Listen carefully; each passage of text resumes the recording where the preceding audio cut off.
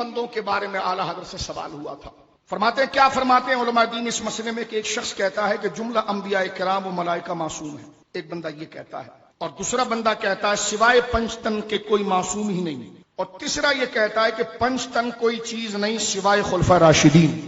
اب آپ دیکھیں، یہ تین سوال ایسے کہ ہر ایک کا جواب ایک جانب کھچاؤ کرتا ہے، لیکن سنیت کا توازن اس جواب کے اندر امام اہل سنت کا آپ دیکھیں گے. فرمایا جس نے پہلے یہ بات کی ہے نا کہ سارے انبیاء اور ملائکہ معصوم ہیں، تو فرمایا پہلے شخص کا قول حق اور عقیدہ اہل سنت ہے. فرمایا دوسرا شخص جو یہ بات کرتا ہے کہ پنجتن پاک کہ سوائے پنجتن پاک کے کوئی معصوم نہیں، یہی معصوم ہے، نہ نبی معصوم ہے نہ فرشتے معصوم ہیں.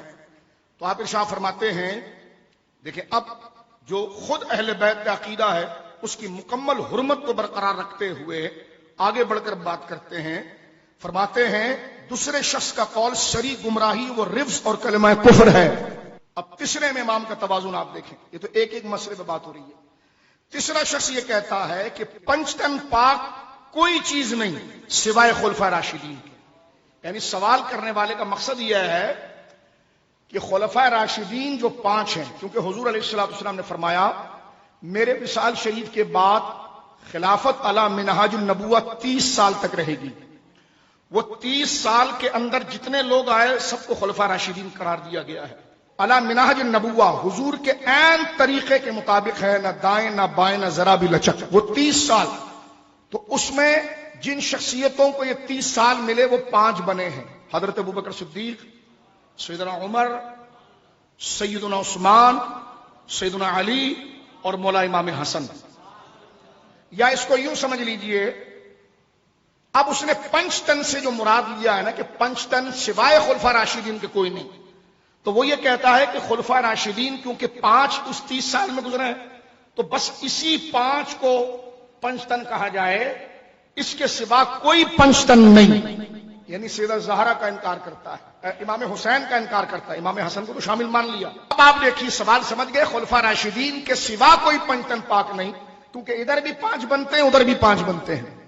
تو کہتا ہے پنجتن پاک کہا جائے گا تو صرف خلفائے راشدین کو کہا جائے گا، اس کے سوا کوئی پنجتن پاک نہیں.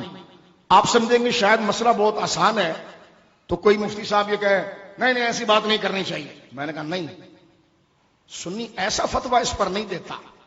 جس طرح صدیق کی افضلیت اور اولیت کے لیے ہلکے جملے پر سنی کی غیرت رگ پھڑکتی ہے نا، اس کے خلاف اگر کوئی بات کرے، تو جہاں پنجتن پاک حسن و حسین اور سیدہ زہرا پاک کی حرمت ہے اس کے لیے بھی کوئی ہلکا لفظ لائے تو سنی اس پر بھی بپھر جاتا ہے.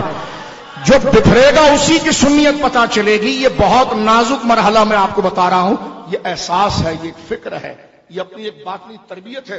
اعلیٰ حضرت سے جب پوچھا گیا کہ پنجتن پاک کوئی چیز نہیں سوائے خلفائے راشدین کے، جواب دیکھیں اعلیٰ حضرت کیا دیتے ہیں. فرماتے تیسرا شخص کا یہ قول ہے، فرمایا تیسرے شخص کا قول بدتر از بول میں بھی کھلا کفر کا پہلو ہے.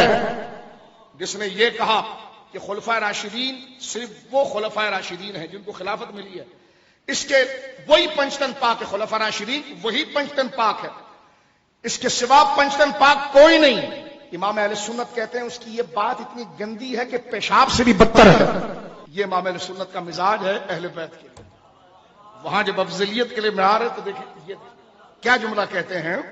فرماتے ہیں تیسرے شخص کا قول بدتر از بول، بول عربی زبان میں پیشاب کو کہتے ہیں. فرمایا تیسرے شخص کا قول بدتر از بول میں بھی ایک کھلا کفر ہے. اس کی جرت کیسی ہوئی کہ اس نے ان حدیثوں کو چھوڑ دیا جس میں سرکار نے چادر میں چاروں کو لے کر پنجتن پاک کا اعلان کیا.